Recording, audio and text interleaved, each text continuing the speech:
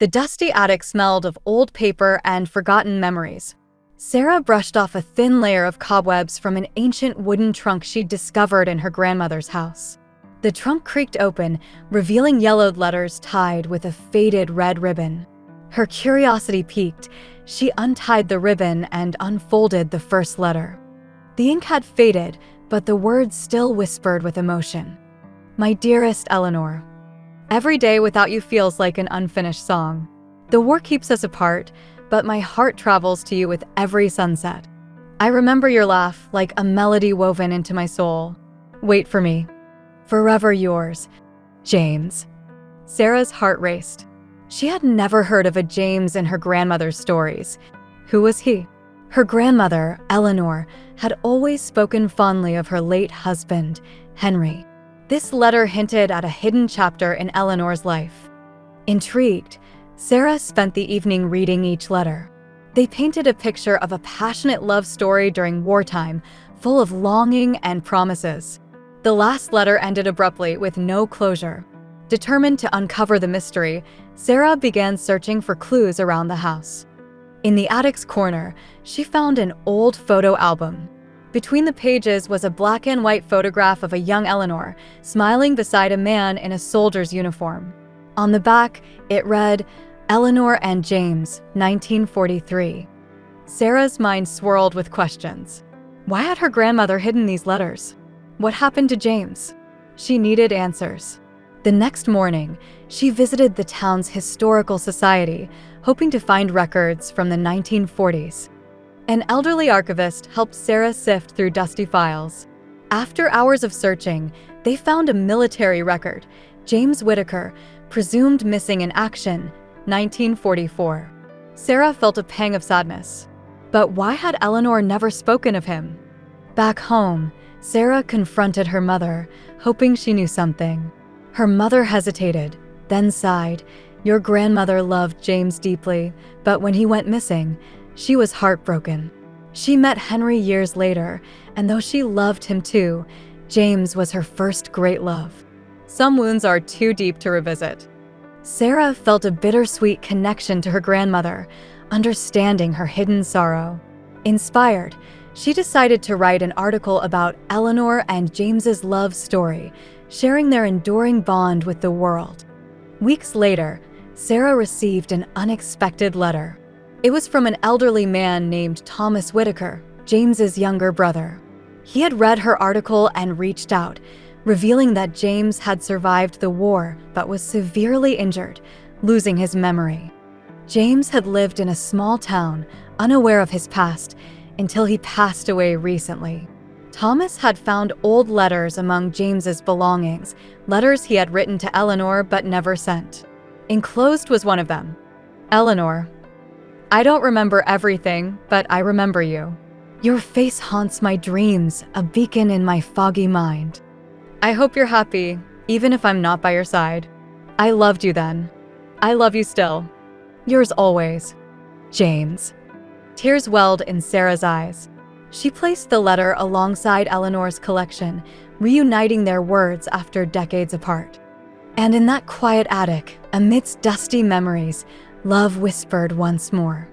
Months passed, but the story of Eleanor and James stayed with Sara. Inspired by their enduring love, she organized an exhibition at the local museum dedicated to wartime romances. She displayed the letters, photographs, and even the trunk where she had discovered their story. Visitors from all over came to see the exhibit, moved by the timeless tale of love lost and found. One day, while Sara was at the exhibition, an elderly woman approached her. She introduced herself as Margaret, a childhood friend of Eleanor. "I knew about James," she said softly. "Eleanor confided in me once. She never stopped loving him, but life has a way of moving forward, even when the heart lingers in the past." Margaret shared stories of Eleanor and James's youthful days, their secret meetings, long walks, and shared dreams.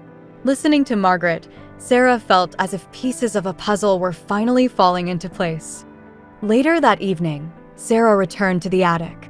She sat beside the old trunk, the letters spread around her, feeling the presence of her grandmother and James in the silent room. She whispered, "Your story lives on, not just in these letters, but in every heart it touches." Moved by the impact of Eleanor and James's story, Sara decided to write a book. She poured her heart into it, weaving together their letters, photographs, and the memories shared by Margaret and Thomas.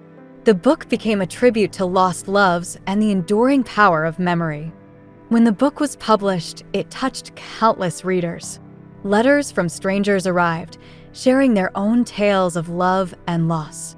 Sara realized that while time moves on, true love leaves an indelible mark, etched not just in letters, but in the hearts of those who remember. Years later, as an elderly Sara sat in her own attic, she smiled, holding the first letter she had ever found.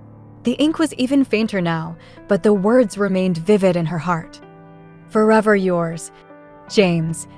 But the story didn't end there. A young journalist named Emily, inspired by Sara's book, decided to create a documentary on wartime love stories. She contacted Sara, now in her 80s, for an interview.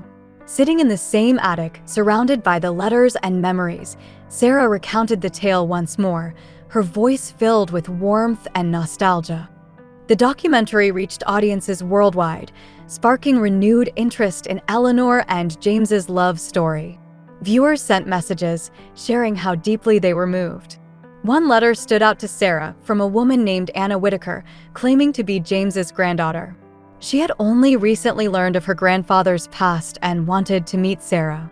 When they met, it was as if the past had come full circle. Anna brought with her a locket that had belonged to James, containing a tiny photograph of Eleanor. She placed it in Sara's hands, tears glistening in her eyes. "I think this belongs here, with the letters," Anna whispered. Sara felt a profound sense of closure. She added the locket to the display at the museum, a final piece of the puzzle, honoring a love story that had transcended time and generations. As the years passed, Sara's book and the exhibition continued to inspire new generations.